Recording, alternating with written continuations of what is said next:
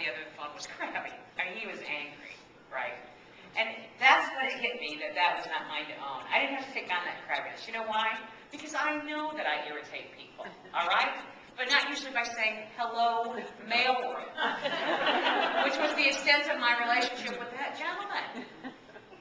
Well, anyway, you guys will understand why he was upset, because you're professionals. He was calling from Texas. He had ordered envelopes in the mail to send out his policies and stuff, and when he got them that day, they were bent.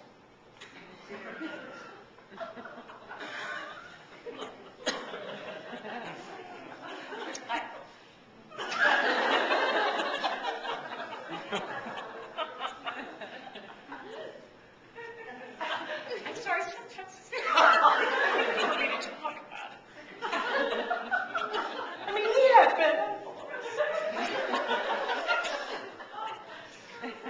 And you know what, I have to be really honest with you. To a fourth-day temporary, that is just not that big of a deal. Right? I mean, what is that about? But my job is to help him, so I said to him, sir, I cannot get you flat envelopes today, but I will overnight them to you. I will pack them so well that the post office can kickbox them all the way to Texas. And when you get your envelopes tomorrow, sir, they'll still be flat. I said, sir, can you hold on till tomorrow for your flat envelopes? And he said he thought he could. So you know what I did? I took down the information that on that sheet, the way they showed me do it, and then I read that back to him to make sure, you know, that I had done it correctly.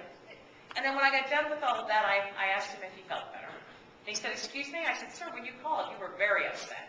I said, you called me some interesting names, and I just want to make sure you're okay now. And you know what he said to me? I did.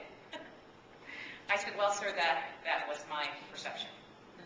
He said, well, I've had a terrible 24 hours. He said, my girlfriend dumped me last night, and I went out and I closed the bars. I have a terrible hangover this morning, and I didn't hear my alarm clock go off. I wouldn't have gotten up at all, except my mother called, which is another story altogether, he told me. He said, I had a presentation to do, and I was late for the presentation, but I thought I was okay, because I had the materials in my car, and I didn't. And then when I got to the office, I had bent envelopes. So where'd all that garbage come? On the bent envelope girl, that's where, right? So we chatted for just a few minutes, just a few things, like, you know, not a good idea to drink during the week, maybe a different alarm clock. But I'm going to tell you what I know. I know that day that I did my job in customer service, because I got into product as fast as I possibly could. I also know that I did my job as a person that day, because I helped another person have a better day. I also know that the people that worked with him owed me money. Because they were going to have a much better day because of me. But what I didn't know was that there was a policy at this insurance company, no personal phone calls during work time. And the supervisor walked in only on the last part of that conversation. So when I hung up the phone and turned around, she was standing behind me with her hands on her hips. And she said, Julie, who were you talking to? So I showed her the name on the order form, and she said, my gosh, that's one of the vice presidents of the company.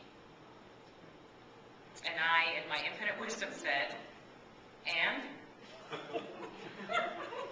She said, and you're a mailroom clerk, and a temporary one at that? You shouldn't be having a conversation with him. Well, I'm thinking that this company gets uptight about a lot of little things. And there's nothing I can do about this, right? So I said to her, do you want me to call him back and tell him to never call me here again?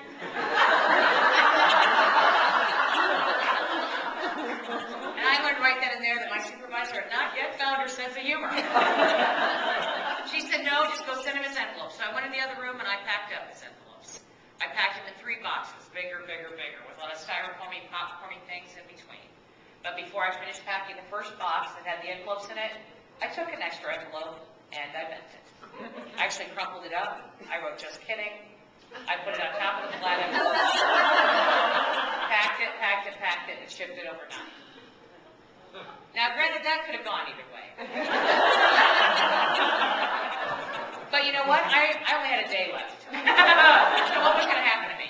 Well, what happened to me the next day was the gentleman sent me a dozen roses. Yeah. And he called and he said, hey, thanks for helping me realize those bent envelopes weren't my problem. I said, that's no trouble, sir. Do you still have those bent envelopes? And he said, yes, I do. I said, then why don't you put a big book on them?